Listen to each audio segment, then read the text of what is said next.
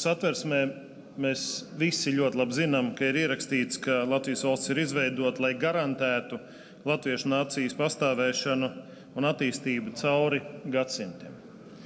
Ja mēs paskatāmies pēdējos 5 gadus, un lai piedod man dārgais Kariņa kungs, pēdējo 5 gadu statistika. 2018. gadā bija dzimuši 19,314 bērni. 2022. gadā tie pēdējie dati par pilnu gadu ir 15,954. Šogad ir piedzimuši 9 mēnešos 10,822. Ja mēs mēģinām paturpināt to pašu attiecību apmēram, tad šogad varētu būt gada beigās aptuveni 14,429. Ko tas nozīmē? Mēs 5 gados, kolēģi, esam pazaudējuši 1/4 daļu no Latvijas bērniem.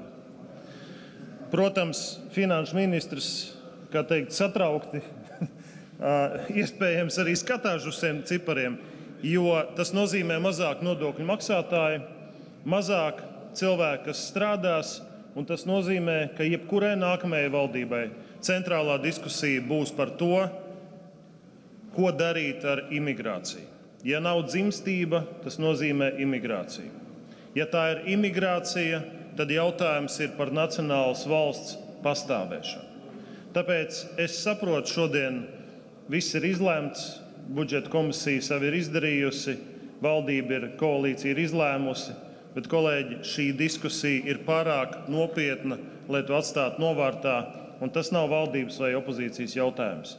Visai Saeimai kopumā ir jārod risinājumi nākamajos 3 šīs Saeimas sasaukuma laikā gados, lai mēs pēc būtības atrastu instrumentus un šo līkni pagriezt pretējā virzienā.